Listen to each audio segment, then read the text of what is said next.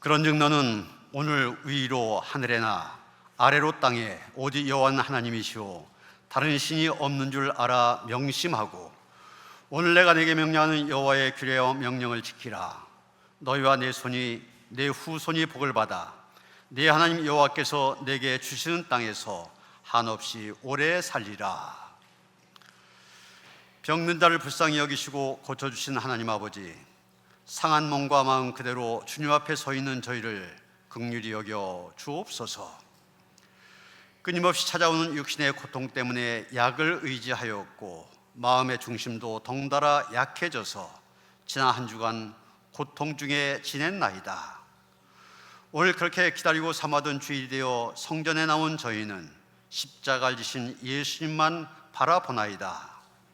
중심을 다해 예배한 이 시간, 육신의 고통과 마음의 괴로움으로 인하여 거룩하신 주님을 원망하지 않게 하시고 오직 감사로 찬미로 보좌 앞에 담대히 나아가게 하옵소서.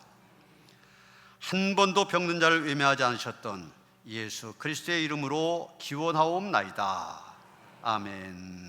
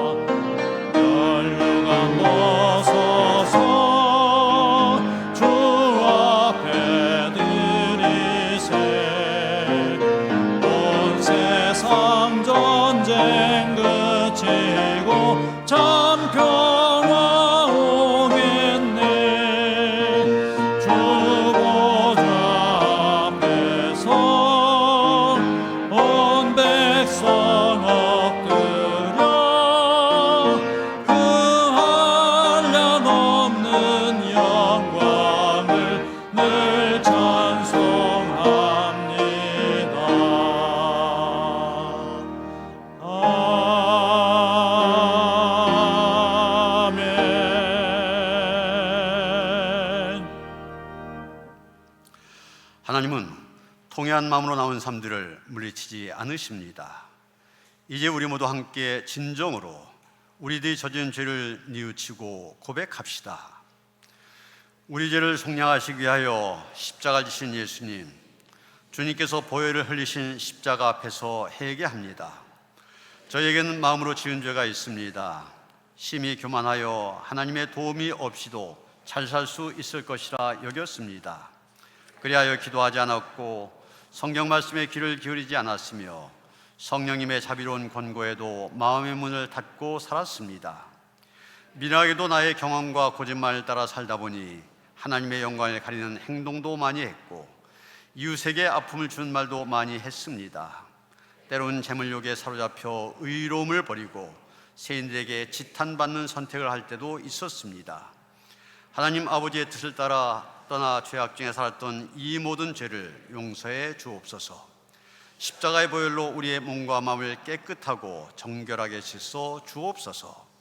예수님의 이름으로 이 고백의 기도를 드립니다. 여호와는 긍휼이 많으시고 은혜로우시며 노하기를 더디하시고 인자하심이 풍부하시도다. 자주 경책하지 아니하시며 노를 영원히 품지 아니하시리로다. 어리석은 난 그의 마음에 이르기를 하나님이 없다 하는도다.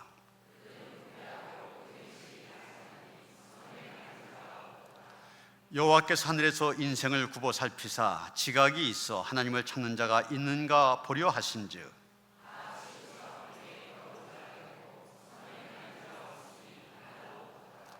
죄악을 행한 자는 다 무지하냐.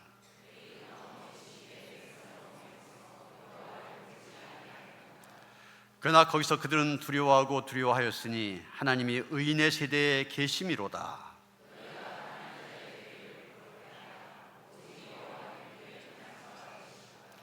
이스라엘의 구원이 시온에서 나오기를 원하도다.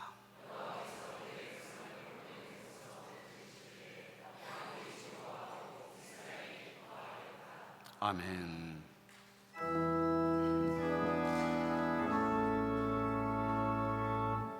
성부 성자와 성령 찬송과 영광 돌려보내세.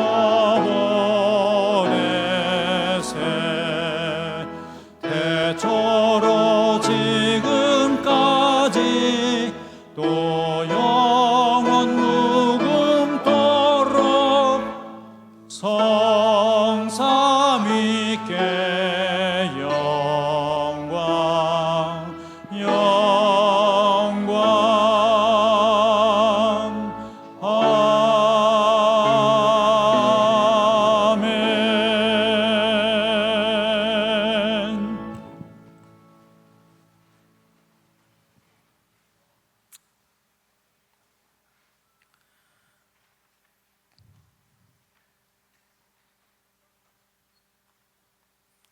불순종의 죄로 인하여 종의 멍에를 지고 살아가던 우리에게 자유를 주시려고 주님께서 친히 달리신 십자가를 기억합니다.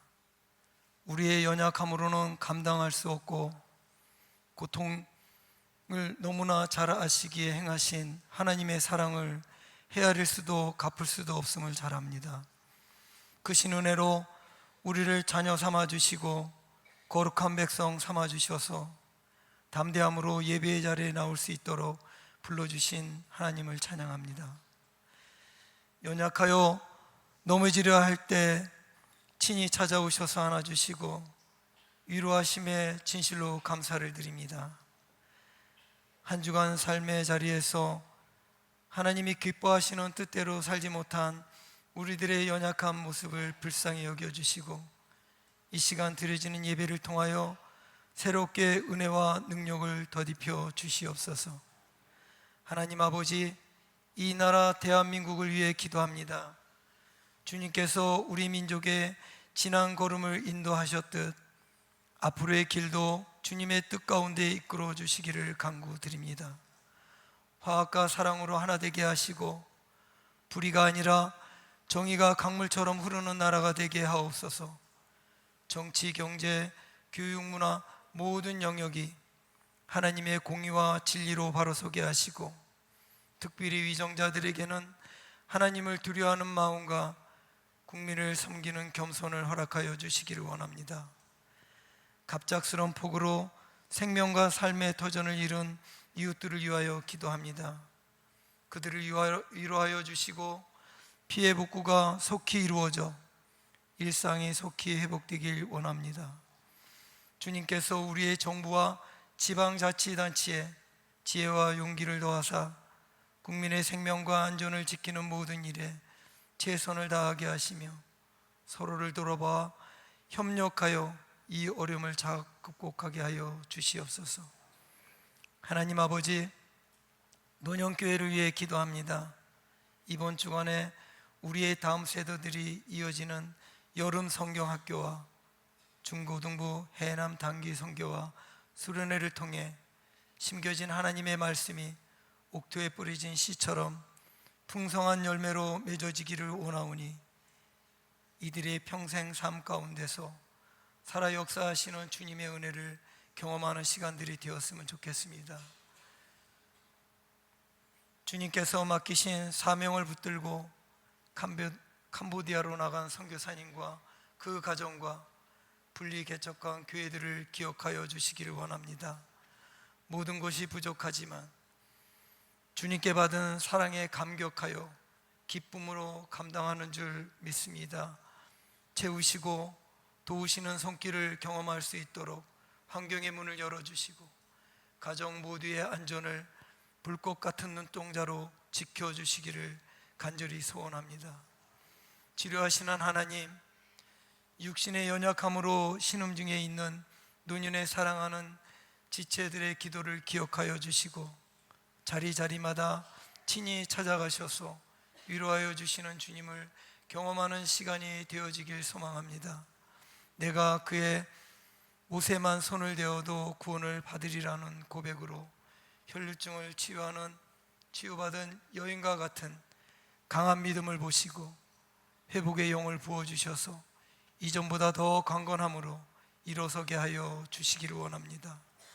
시온 성가대의 찬양을 기뻐 받아주시고 호흡 있는 자마다 여호와를 찬양하라는 음성을 기억하여 평생 찬양의 고백으로 영광 돌리는 귀한 지체들 되게 하여 주옵소서. 수금으로 여호와께 감사하고 열줄 비파로 찬송할지어다 하신 주님, 비파와 수금을 기억하여 주시옵소서.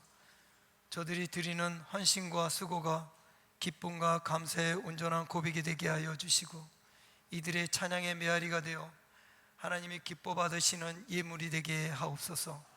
온 성도들의 마음 문을 열어 하나님의 말씀을 받기에 마음이 기경되어지는 은혜의 찬양이 되기를 원합니다. 담임 목사님, 감동으로 받은 말씀을 감격으로 전할 때 그 말씀이 생명력이 있으며 영혼과 심령과 육신을 능히 고치고도 남을 줄 믿사오니 믿음으로 순종으로 반응하게 하옵소서. 우리의 믿음의 분량이 그 목표를 더 크고 넓게 깊고 높게 두고 매일 전진하는 믿음의 공동체들이 되기를 소원합니다. 주님 때문에 호흡합니다. 주님 때문에 기뻐합니다. 주님 때문에 행복합니다. 주님의 사랑으로 사랑합니다. 이것이 우리의 평생의 고백이 되기를 간절히 원하올 때 우리 모두에게 새 생명을 주시려는 십자가에서 죽으시고 3일 만에 다시 사셔서 잠든 자들의 첫 열매가 되셔서 우리의 소망이 되어주신 예수 그리스도의 이름으로 기도합니다. 아멘. 하늘에 계신 우리 아버지여, 이름이 거룩히 여김을 받으시오며 나라가 임하시오며 뜻이 하늘에서 이루어진 것 같이 땅에서도 이루어지이다. 오늘 우리에게 일용할 양식을 주시옵고 우리가 우리에게 죄 지은 자를 사하여 준 것 같이 우리 죄를 사하여 주시옵고 우리를 시험에 들게 하지 마시옵고 다만 악에서 구하옵소서. 나라와 권세와 영광이 아버지께 영원히 있사옵나이다. 아멘.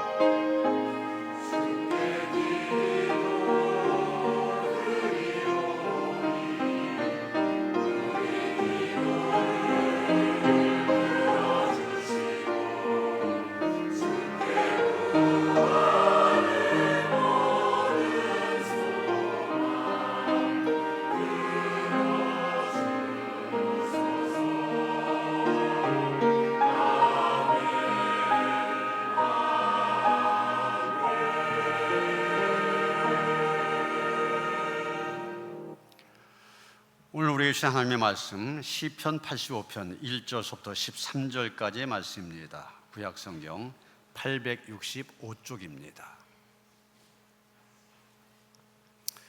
시편 85편 1절부터 13절까지의 말씀 봉독합니다. 여호와여, 주께서 주의 땅에 은혜를 베푸사 야곱의 포로된 자들이 돌아오게 하셨으며 주의 백성의 죄악을 사하시고 그들의 모든 죄를 덮으셨나이다. 주의 모든 분노를 거두시며 주의 진노를 돌이키셨나이다. 우리 구원의 하나님이여 우리를 돌이키시고 우리에게 향하신 주의 분노를 거두소서. 주께서 우리에게 영원히 노하시며 대대에 진노하시겠나이까. 주께서 우리를 다시 살리사 주의 백성이 주를 기뻐하도록 하지 아니하시겠나이까. 여호와여 주의 인자하심 우리에게 보이시며 주의 구원을 우리에게 주소서.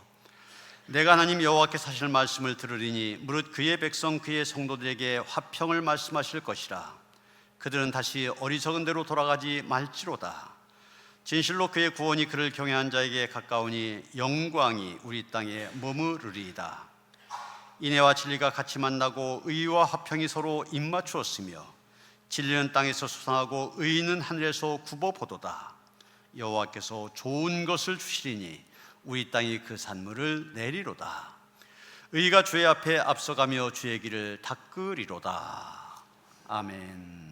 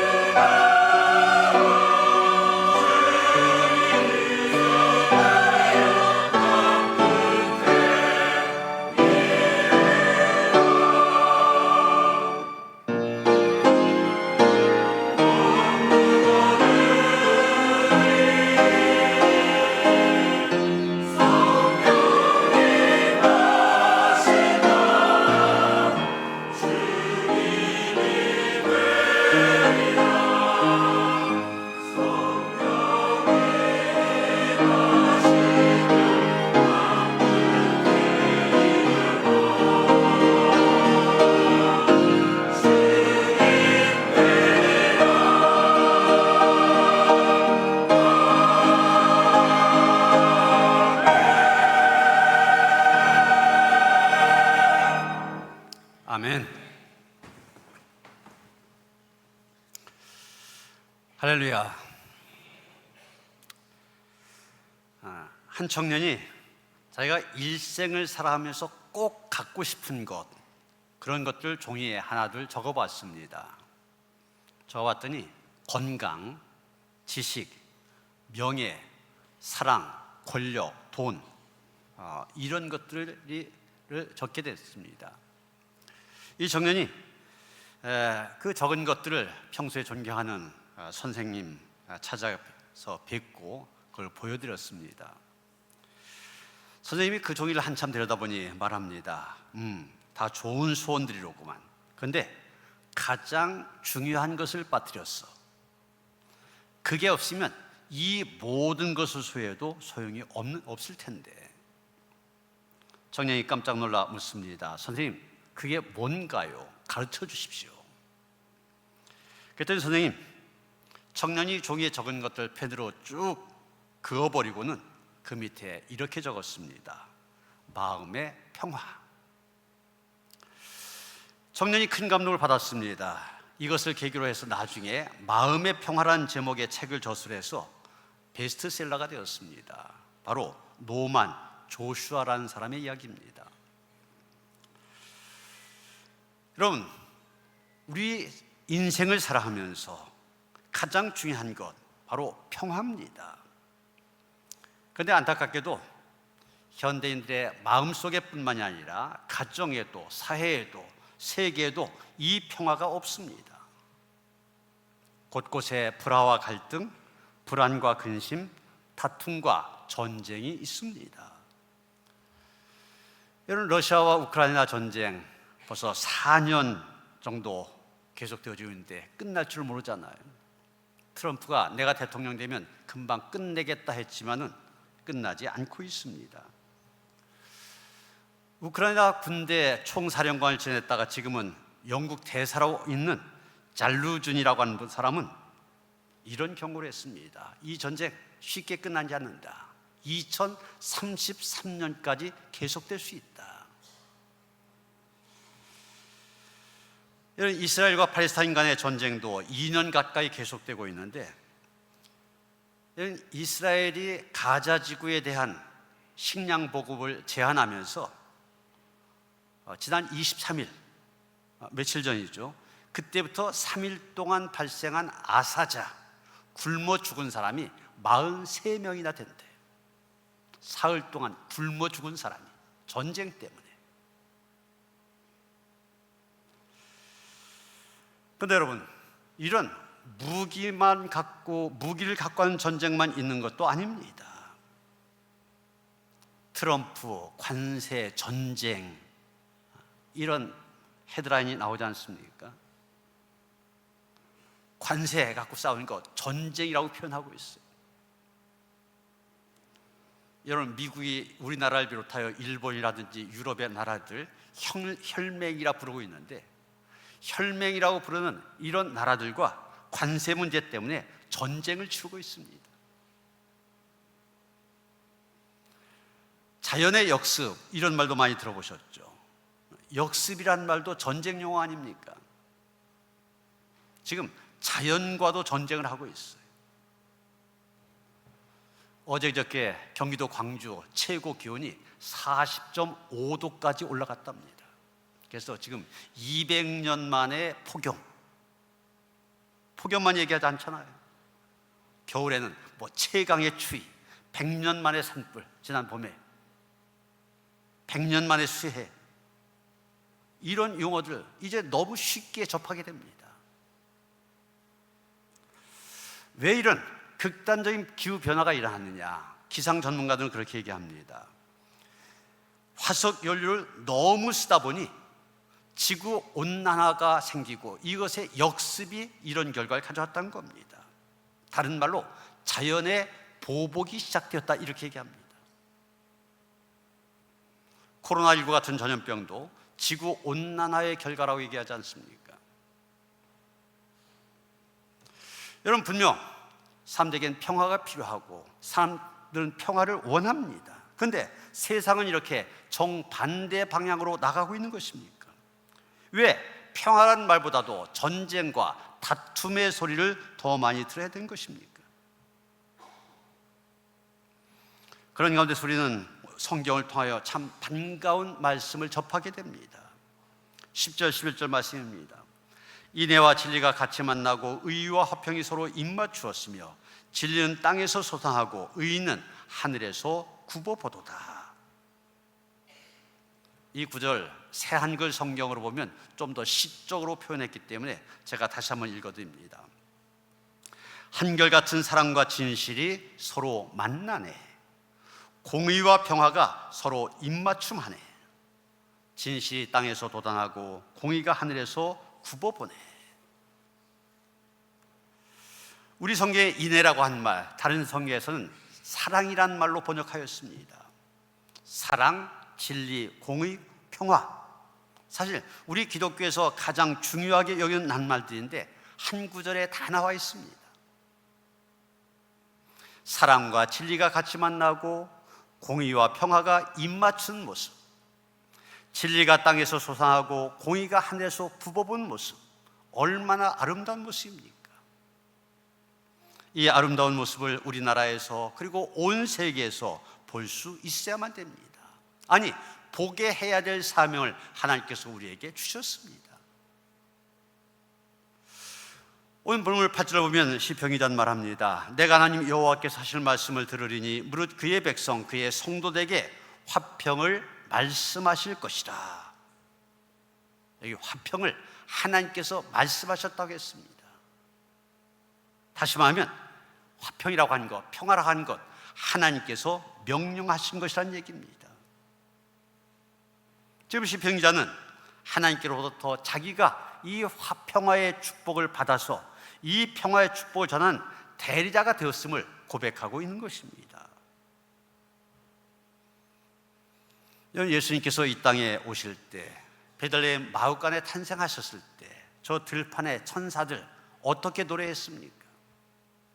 지극히 높은 곳에는 하나님께 영광이요, 땅에서는 기뻐하신 사람들 중에 평화로다, 이렇게 말하였습니다. 예수님의 오심을 통하여서 이 땅에 평화가 임하는 것을 노래한 것입니다. 정말 이 평화를 이루게 하여 세상에 오신 예수님, 심판하고 전쟁하는 일이 아니라 십자가를 제심을 통하여 평화를 이루셨습니다.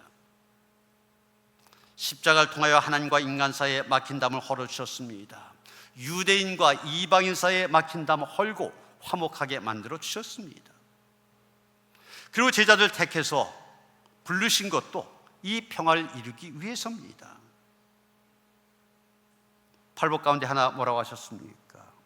화평하게 한 자든 복이 있나니 그들이 하나님의 아들이라 일컬음을 받을 것이며, 평화를 만들어간 사람이 하나님의 아들이란 얘기입니다.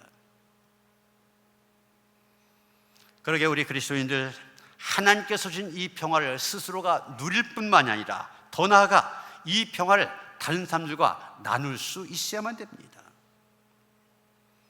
바울은 고린도후서 5장 18절 19절에서 그리스도인을 가리켜서 평화의 사신이라고 부르고 있습니다.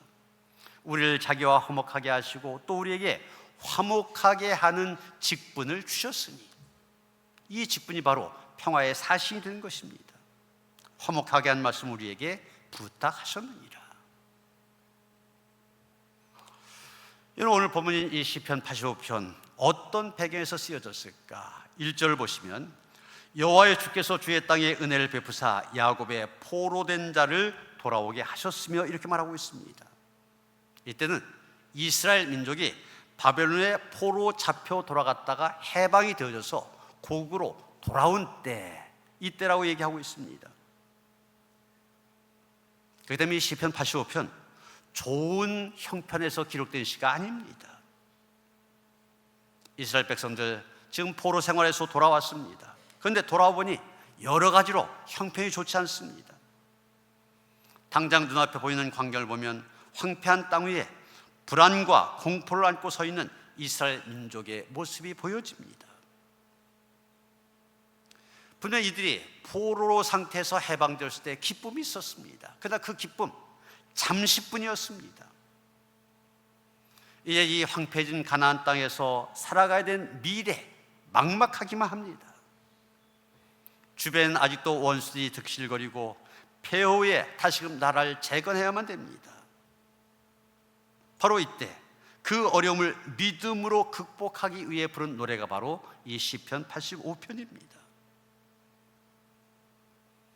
그 어려운 상황 속에서도 이 시편 기자의 마음속에 깊은 확신이 솟아오릅니다. 9절서부터 11절까지의 말씀입니다. 진실로 그의 구원이 그를 경외한 자에게 가까우니 이의 영광이 우리 땅에 머무르리이다. 인애와 진리가 같이 만나고 의와 화평이 서로 입맞추었으며 진리는 땅에서 솟아나고 의는 하늘에서 굽어 보도다. 여기 시편 기자는 먼저 거친 땅에 힘없이 서 있는 이스라엘 민족에게 하나님의 평화를 선포하고 있습니다. 이 땅에서 자기의 연약한 민족이 번영하고 번영할 것을 선포하고 있는 것입니다. 12절 보면 그는 고백합니다. 여호와께서 좋은 것을 주시니 우리 땅이 그 산물을 내리로다. 이게 바로 샬롬, 평화의 상태입니다. 참 기독교는 누굽니까? 바로 이 샬롬을 이웃에게 선포하는 사람들입니다. 이 샬롬이라는 말을 생각하기 전에 먼저 예수님 시대 화평 또는 평화의 의미로 쓰여졌던 세 개의 다른 말이 있습니다. 첫째, 히라보로 말할 때 평화는 에이레네 이런 말을 씁니다. 에이레네, 평화로 번역이 되지만 무슨 뜻이냐? 일시적인 휴전 상태에서는 평온함을 의미할 때 에이레네를 쓰고 있습니다. 여러분, 이 시대는 히라보가 쓰여지던 시대입니다. 히랍의 지배를 받던 시대, 그러다 보니 히랍 문화에 익숙해져 있습니다. 그런데 여러분, 히랍 신화에 보면 어떤 얘기들이 많이 나옵니까? 여러 신들이 싸우는 얘기가 많이 나옵니다. 시기와 질투의 신이 있고 미움과 전쟁의 신이 있고 사랑의 신도 있습니다. 이 신들이 서로 싸우는 겁니다. 그래서 이 히랍 세계에서는 항상 대립과 긴장이 끊이지 않았습니다. 언제 어떻게 싸움이 털지 모르는 불안한 분위기 속에 살아갔습니다. 이런 긴장의 문화 속에서 평화라고 할 때 그것은 불완전한 휴전 상태를 의미했습니다. 당장 전쟁만 안 일어났을 뿐이지 언제 전쟁이 일어날지 모르는 것에 대한 두려움과 공포가 늘 있었습니다. 이런 상태의 조용함, 겉으로 보아서는 전쟁이 없는 상태를 에이레네 평화라고 말하였습니다. 여러분, 우리나라 지금 세계에서 유일한 분단 국가 아닙니까? 우리가 지금 평화롭게 살다고 하지만 사실 휴전 상태입니다. 전쟁이 끝난 게 아니라 쉬고 있는 거예요. 이런 걸 에이레네 평화라고 얘기합니다. 언제든지 다시 폭파할 수 있는 위험을 안고 있는 잠깐 조용한 평화, 우린 그 가운데 있는 겁니다. 두 번째, 로마 말로는 평화 그럴 때 팍스란 말을 쓰고 있습니다. 로마 제국주의가 세계를 휩쓴 이후 로마의 독재자들이 즐겨 쓰던 용어가 바로 팍스라는 단어였습니다. 이 라틴어인데 이 팍스란 말에서 영어로 피스, 평화란 그런 단어가 나왔습니다. 그런데 이 팍스, 이 평화는 어떤 평화를 얘기하느냐? 강대국 로마가 약한 이웃 나라들 칼과 창궁, 무력으로 강제로 정복한 다음에 이룩한 평화를 얘기하는 것입니다. 약속 위의 백성들을 총칼로 위협하여 숨죽여 놓은 상태를 말하는 것입니다. 옛날 우리나라가 일제의 총칼에 눌려 입안번 뻥끗 못하고 기죽어 살던 모습, 그것을 생각하시면 됩니다. 예수님 당시에도 강대국 로마 사람들만이 활개를 쳤고 약소국의 백성들은 노예가 되어서 비굴하게 살아가야 되는 그런 상황이었습니다. 이것은 마치 죽은 호수의 평화, 이렇게 비유될 수가 있을 겁니다. 이런 호수가 조용합니다. 왜 조용하냐? 호수 속에 있는 물고기들이 다 죽었고 새와 잠자리와 귀여운 다람쥐마저 다 죽어 없어져 버린 그런 호수였기 때문입니다. 살아 움직이는 생물들이 모두 죽어버린 이후에 조용하고 고요한 호숫가의 평화, 이건 참된 평화가 아닙니다. 로마의 평화가 바로 그런 평화, 무력과 힘에 의존한 평화였습니다. 세 번째로 히브리어로 말할 때는 평화 그러면 샬롬 이런 말 쓰고 있습니다. 우리가 너무나 잘 아는 단어죠. 유대인들이 쓰는 이 샬롬이라는 단어, 단순하게 전쟁이 없는 상태만 얘기하는 것이 아닙니다. 두려움이나 공포가 없는 마음이 평온한 상태를 의미하였습니다. 더 나아가서 사회적으로나 정치적으로 긴장이 없는 상태, 스트레스가 없는 상태를 의미했고, 좀 더 적극적으로 얘기한다면 삶의 보람과 의미를 갖고 사는 것을 의미합니다. 살맛 나는 세상, 하루하루의 삶에 생동감이 넘치는 것, 우리가 세상을 살면서 바라는 최고의 축복들, 여기에 다 샬롬이라는 말 속에 담겨 있습니다. 예수님이 세상에 평화를 주러 오려고 하실 때 바로 이 샬롬의 평화를 의미한 것입니다. 예수님은 로마의 평화를 거부하시고 하나님의 평화, 이 샬롬을 선포하시고 또 그것을 실현하기 위해 오셨습니다. 지금도 지구촌 안에 있는 이 팍스라고 하는 힘으로 만들어진 평화, 거짓된 평화 거부하시고 여호와 샬롬의 평화를 이루기 위해서 오셨던 것입니다. 이제 오늘 시편 85편의 핵심 부분으로 들어갑니다. 10절 말씀 다시 보시면 시편기자는 말합니다. 인애와 진리가 같이 만나고 의와 화평이 서로 입맞추었으며, 이 말씀 가운데 하반절 말씀 새하늘글 성경으로 공의와 평화가 서로 입맞추었네 이렇게 번역되어 있기 때문에 이 말 그대로를 오늘 설교 제목으로 정했습니다. 공의와 평화가 서로 입맞춤을 하였다. 무슨 뜻입니까? 진정한 평화는 공의가 뒷받침된 평화가 되어야 된다는 것입니다. 사람 누구나 평화를 원합니다. 지금 세계는 특별히 평화를 원하고 있습니다. 서두에서 말씀드린 것처럼 무기를 쓰는 전쟁에서뿐만이 아니라 경제적인 면에서나 기후적인 면에서나 분쟁과 다툼이, 갈등이 심하기 때문입니다. 이런 세상 어떻게 진정한 평화를 이룰 수 있습니까? 돈이 많으면 평화를 이룰 수 있을 것 같은데 그렇지 않습니다. 여러분, 우리 주변에서 그런 사례 많이 보지 않습니까?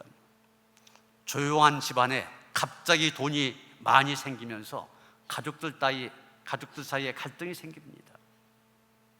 이쪽 노년직이나 남촌동처럼 갑자기 개발이 되어갖고 집에 돈이 많이 생겼다든지 아니면 유산을 물려받았든지, 평상시에 그렇게 우애가 좋던 사람이 그 생긴 돈 때문에 갈등이 생깁니다. 심한 경우 법정에까지 가는 모습 심심치 않게 보지 않습니까?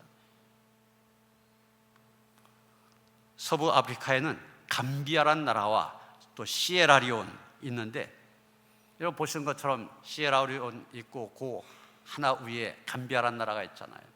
서부 아프리카 비슷하게 위치해 있습니다. 그런데 감비아는 평화로운 나라고 이 시에라리온 내전이 끊어지지 않습니다. 이유가 뭘까? 감비아는 너무 가난해서 평화롭다는 겁니다. 없으니까 싸울 게 없어요. 그런데 이 시에라리온에는 다이아몬드가 난대요. 그 이권 때문에 늘 싸움이 끊어지지 않는다는 겁니다. 돈이라고 하는 것 필요한 것이고 좋을 때는 좋지만 오히려 평화를 깨뜨리는 요인이 되어집니다. 권력은 어떻습니까? 권력이 있으면 평화로워집니까? 로마 제국이 팍스 로마나 로마의 평화를 얘기했는데 아까 말씀드린 것처럼 그것은 힘으로 유지되는 평화였습니다. 지금 미국의 논리도 똑같습니다.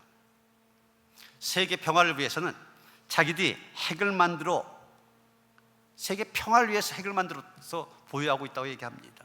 그리고 다른 나라는 핵을 보유해서는 안 된다. 우리만 가져야 된다.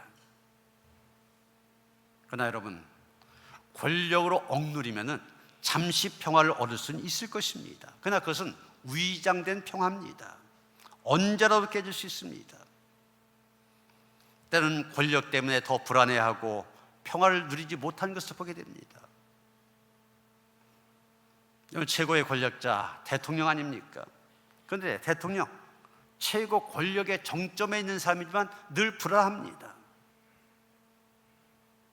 대통령이 됐다면 수십 명, 수백 명 경호원들이 늘 따라붙지 않습니까?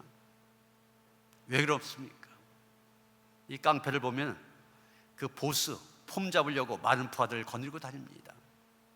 대통령이 폼 잡으려고 그럽니까? 아닙니다. 위험하고 불안하기 때문에 그렇습니다. 저 같은 사람 권력이 없으니까 경호원 한 사람도 없지만 활보합니다. 어디나 가요. 그러기에 평화를 위해서 권력을 구한다? 어리석은 일입니다. 착각입니다. 하나님이 없이는 세상 그 어디에도 그 누구에게도 평안은 없습니다. 공의와 평화가 서로 입맞춤하네. 의가 뒷받침된 평화가 진짜 평화입니다. 사람들은 이런 평화를 신뢰합니다. 이런 평화가 오래 갑니다. 여러분, 하나님의 중요한 성분 가운데 하나가 의 아닙니까? 사랑과 정의, 다른 말로 사랑과 공의, 이 두 가지 하나님의 양대 성품이라고 말할 수 있습니다. 하나님은 공의로운 분이십니다. 오늘 성경에도 의가 하늘에서 굽어본다고 얘기했지 않습니까? 그 공의로우신 하나님이 하늘에서 내려다보고 계십니다. 우리는 하나님이 의의 잣대를 가지고 사람들과 사건들과 시대들 그리고 성도들과 교회들 재고 계신다는 사실을 알아야 됩니다. 다니엘서 5장에 나오는 메네 대길 우바르신 무슨 얘기입니까? 하나님께서 나라와 통치자들과 시대들을 세우고 저울에 달아본다는 얘기입니다. 그 일 하나님께서는 지금도 계속하고 계십니다. 우리는 세상의 잣대가 아니라 하나님의 의의 잣대로 재어서도 거기에 부족함이 없는 넉넉한 사람들이 되도록 힘써야 됩니다. 바람과 태양이 내기를 했습니다. 저 앞에 지금 한 나그네가 두터운 외투를 입고 걸어가고 있는데 누가 저 사람의 외투를 벗길 수 있을까? 바람이 센 바람을 보냅니다. 그런데 센 바람을 보내면 보낼수록 나그네는 더욱 단단하게 옷깃을 여밉니다. 도대체 벗기질 못합니다. 바람을 세게 불어서는 힘을 갖고는 벗길 수가 없습니다. 태양이 어떻게 했습니까? 따뜻한 햇볕을 따스하게 내려쬐었습니다. 그랬더니 길 가던 나그네 그 겉옷을 벗어 던졌습니다. 여러분, 무력과 폭력을 갖고는 평화를 만들 수 없습니다. 사랑과 용서만이 평화를 만들어갈 수 있습니다. 에베소 2장을 보면 사도 바울 예수 안에서 이룩된 평화를 에베소 교우들에게 설명하고 있습니다. 하나님을 배역하고 멀리 도박쳤던 인간들 화해시키기 위해서 예수께서 십자가에 죽으셨다고 증언하고 있습니다. 원수된 관계, 그거를 풀어낸 방법으로 폭력이 아니라 전쟁이 아니라 힘이 아니라 예수님은 스스로 십자가의 아픔과 고통을 당하셔서 죽으심으로 용서와 사랑을 가지고 그 막힌 담을 헐어주셨습니다. 하나님을 반역한 인간과 화해하시기 위하여 총칼로 내리쳐서 복종시키는 시랍의 방식이라든지 로마의 방식이 아니라 사랑의 방식으로, 용서의 방식으로, 즉 십자가의 방식을 이용하셨던 것입니다. 이것을 원수된 것, 십자가로 소멸하셨다 이렇게 표현하고 있습니다. 원수를 밟아 없애는 폭력이 아니라 스스로 고통과 죽음을 당하는 십자가로 그 원수와의 관계를 풀고 하나님과 인간을 화목하게 만들어 주셨습니다. 이것이 하나님의 샬롬, 평화를 만드는 그리스도적인 방식입니다. 아동문학가로 유명한 소파 방정환 선생이라고 있죠. 어린이날 제장하신 분인데 이분 집에 강도가 들었습니다. 선생은 부드러운 얼굴로 서랍에서 그 당시로는 적지 않은 돈 390원을 꺼내 주었습니다. 강도가 급히 돌아서 뛰쳐나가라고 하자 선생이 그를 불러 세운 다음에 말합니다. 이보시오, 돈을 가져가면서 고맙단 인사해야 사람의 도리 아니오? 점잖게 꾸짖었습니다. 강도가 어이가 없었는지 그래 고맙다 침을 뱉은 다음에 어디론가 사라졌습니다. 그런데 얼마 지나지 않아 경찰이 이 강도를 붙잡아 방정환 선생 집으로 데려왔습니다. 이자가 대개 돈을 훔쳤지요. 경찰이 말하니까 고개를 숙인 채 사색이 다 된 강도를 내다보면서 방정환 선생이 말합니다. 나는 돈을 뺏긴 일이 없어. 아니, 이 녀석이 제 입으로 390원 훔친 거 다 불었단 말이에요. 그랬더니 방정환 빙그레 웃으면서 강도에게 말합니다. 이봐, 자네가 나한테 돈을 빌려갈 때 고맙다고 인사까지 하지 않았나? 선생의 말에 경찰은 도둑을 풀어주었습니다. 이에 도둑이 크게 뉘우치고 방정환 선생을 흠모하게 되었습니다. 얼마 후 다시금 찾아와서는 선생님 댁에 심부름꾼으로 오래도록 열심히 일했다는 것입니다. 소파 방정환 선생, 샬롬의 사람이었습니다. 그는 자기를 찾아온 도둑에게 샬롬을 선언하였습니다. 그래서 이 도둑의 영혼 안에 샬롬이 싹트게 만들었습니다. 이것이 바로 오늘 우리 그리스도인들이 해야 될 일입니다. 사람들은 평화를 위해 일한다고 하면서 칼을 들고 있기를 좋아합니다. 이웃을 사랑하고 이웃을 돕는다고 하면서 뒤로는 칼을 숨겨놓고 있기를 좋아합니다. 정의란 이름으로 칼을 빼들기도 합니다. 그러나 그것은 참된 평화가 아닙니다. 사랑하는 성도 여러분, 참 기독교인들 이 손에 있어야 될 것이 무엇입니까? 무력과 보복이 아닙니다. 용서와 사랑을 가져야 공의와 평화가 입맞추는 세상, 샬롬의 평화가 넘치는 그런 세상을 만들어 갈 수가 있습니다. 예수님 말씀하신 대로 화평하게 하는 자, 평화를 만들어가는 사람이 복 있는 사람이다, 하나님의 아들이다, 이 말씀을 기억하면서 우리가 살아가는 이 분쟁의 세상 속에서 하나님의 샬롬 만들어가는 데 쓰임받는 하나님의 아들들로 살아갈 수 있게 되기를 주님의 이름으로 축원합니다. 하나님, 분쟁과 다툼의 세상에서 진정 하나님의 평화, 샬롬을 원하며 기도합니다. 하나님께서 이루어 주시옵소서. 우리는 부족합니다. 우리의 힘으로 또 능력으로 폭력으로 할 수 없습니다. 하나님의 은혜로 세상을 샬롬의 세상으로 만들어가는 데 쓰임받는 하나님의 아들들 될 수 있도록 함께 하시며 인도하여 주시옵소서. 예수 그리스도의 이름 받들어 기도하여 싸움나이다. 아멘.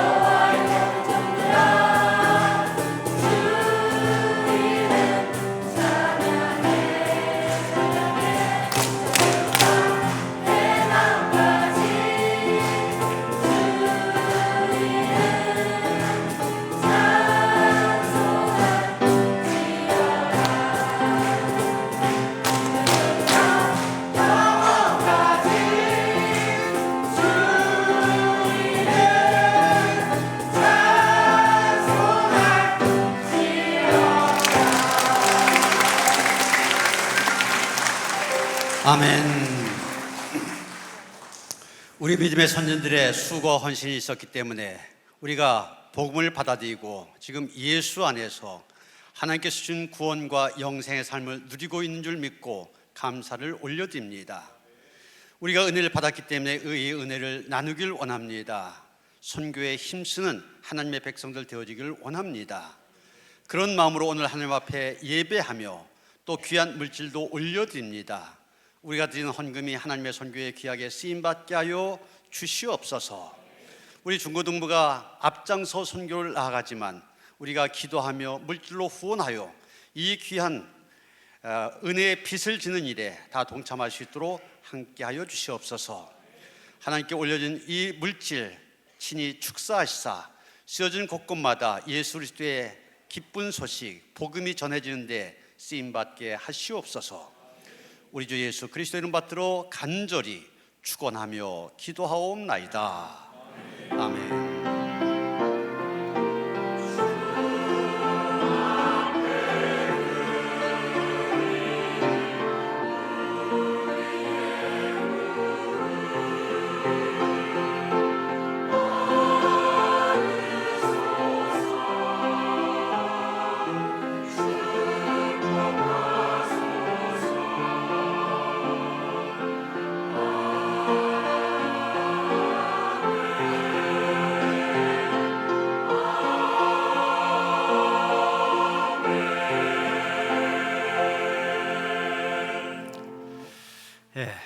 여러분 우리 중고등부 학생들 보시면서 뿌듯하시고 기대가 되시죠?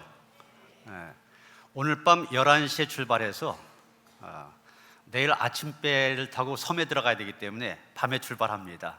밤새 버스 속에서 잔 다음에 내일 아침에 들어가야 되는데 오늘 밤 출발해서 다음 주 월요일까지 이 짧은 시간이 아닙니다.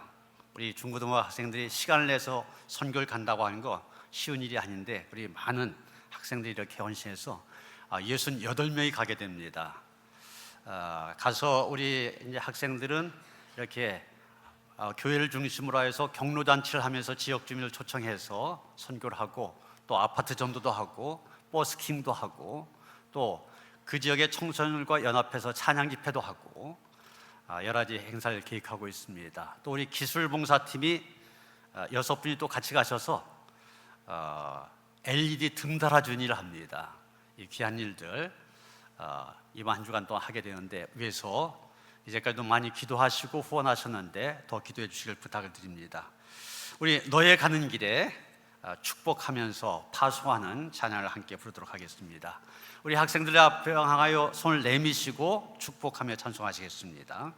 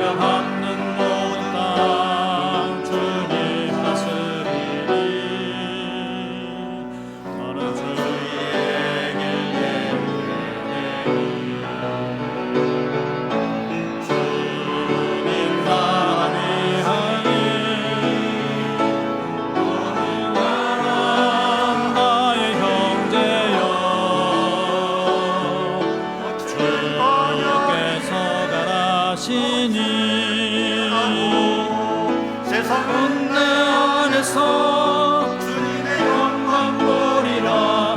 강하고 담대하라. 세상 이기신 주를 함께 너와 동행하시며 내게 새 힘을 주시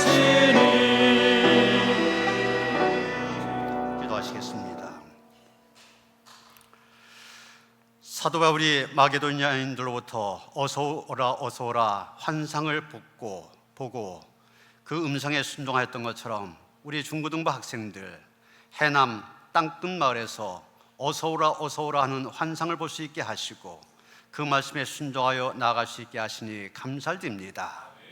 사도 바울을 통하여서 온 유럽과 세계에 복음이 증거가 되어진 것처럼 이번 우리 중고등부 학생들의 단기 선교를 통하여서 하나님 이런 아름다운 열매들이 맺혀지길 원합니다. 이제 해남에 있는 6개 교회를 방문하고 또 마을에 나아가 주의 복음을 증거할 때 그 입술을 지켜주시며 가는 걸음걸음이 복된 발걸음이 되어지길 원합니다. 저들이 서투른 말이지만 또 서투른 몸짓을 통하여서 주의 복음 증거되게 하여 주시옵소서. 성령께서 함께 하실 때 큰 역사를 이루실 줄 믿습니다. 하나님 함께 하시고 역사하여 주시옵소서. 68명이나 된 우리 학생들 또 우리 교사들 또 교육자들 함께 합니다. 우리 학생들 참 공부도 하고 해야 될 일이 많은 그런 가운데서도 이 하나님의 귀한 일에 결단하고 나아왔사오니 주의 나라와 주의 의를 먼저 구하는 우리 학생들의 삶을 축복하여 주시옵소서. 평생의 삶이 믿음의 길이 되게 하시고 믿음으로 살아가는 길 하나님께서 축복하여 주셔서 이 세상 그 누구에게도 뒤지지 아니하는 머리가 되지 아니하고 머리가 되고 꼬리가 되지 않는 복된 인생을 살아갈 수 있도록 함께하여 주시옵소서. 선교의 귀한 열매들이 맺혀질 뿐만이 아니라 이 선교의 현장에 동참하면서 우리 학생들의 믿음도 자라게 하여 주셔서 더욱 굳건한 믿음에 세워질 수 있는 은총의 기회가 될 수 있도록 함께하여 주시옵소서. 하나님께서 계획하셨습니다. 하나님께서 이끌어 주실 줄 믿습니다. 하나님의 부르심을 따라 나아갈 때 하나님 큰 역사로 함께 하시옵소서. 보낸 선교사로 우리 모두들 기도하며 후원하기를 원합니다. 온 교대 함께 이 귀한 선교에 동참하여서 땅끝까지 주의 복음이 증가한 데 쓰임받는 우리 모두가 되게 하여 주시옵소서. 우리 주 예수 그리스도의 이름 받들어 간절히 축복하며 기도하옵나이다. 아멘. 우리 학생들 축복하며 우리 크게 박수로 격려하시겠습니다. 차렷 격려. 그래. 자, 들어가야 돼.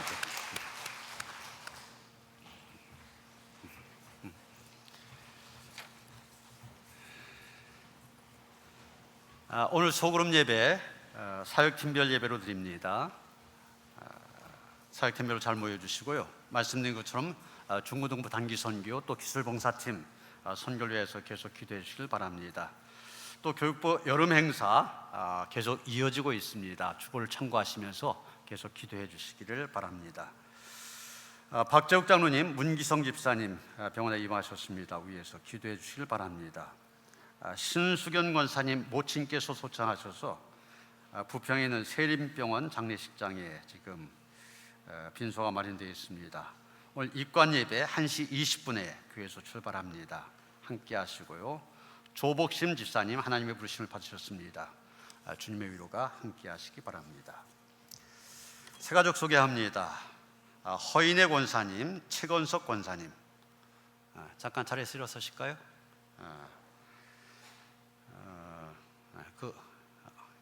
절 보시면 됩니다. 요 논현동의 아드님이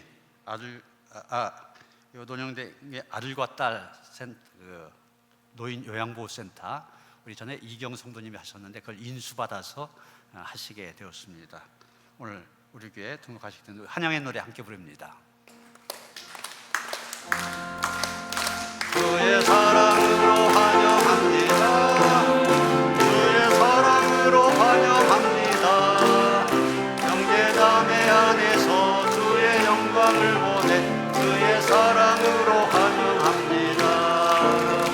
네, 환영합니다. 조그만 선물 드립니다. 예배 후에 새가족실로 안내해 주시길 바랍니다. 우리 김하영 전사님 앞으로 나오시죠. 우리 유치부 부서, 우리 각 부서마다 다 담당하는 교육전사님들이 계시는데 유치부가 오랫동안 비어 있었습니다. 그런데 이번에 우리 김하영 전사님 좋으신 분, 광림교회와 부천성원교회 큰 교회에서 이미 사역을 감당하셨던 분인데 오셔서 유치부 함께 동역하시게 되었습니다. 앞으로 우리 전사님의 사역을 기대하며 또 환영하며 크게 박수하시겠습니다.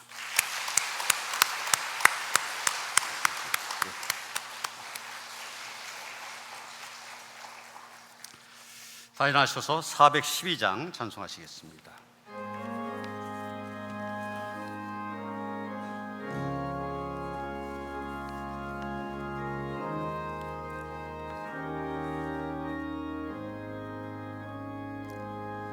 내 영혼의 그 깊은 데서 맑은 바람이 울려나네. 하늘 곡조가 언제나 흘러나와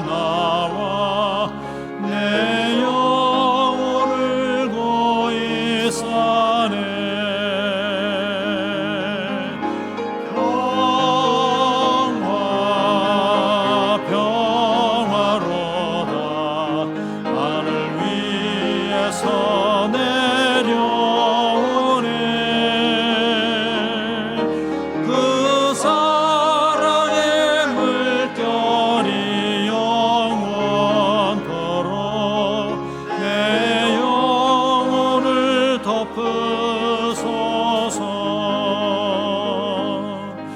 내 맘속에 솟아난 이 평화는 깊이 묻힌 보배로다. 나의 보화를 캐내어 가져갈 자 그 아무도 없으리라.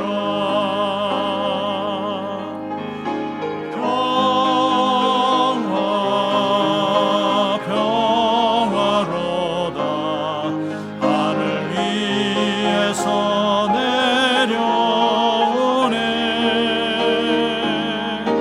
그 사랑의 물결이 영원토록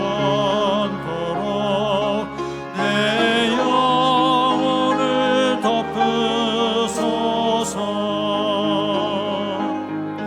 내 영혼의 평화가 넘쳐나는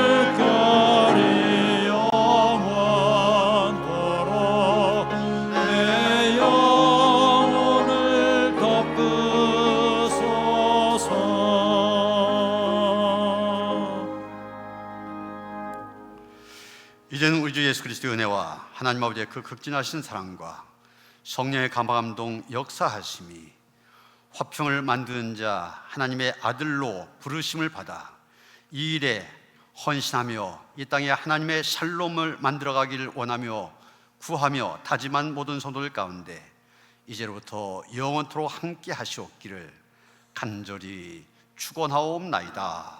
아멘.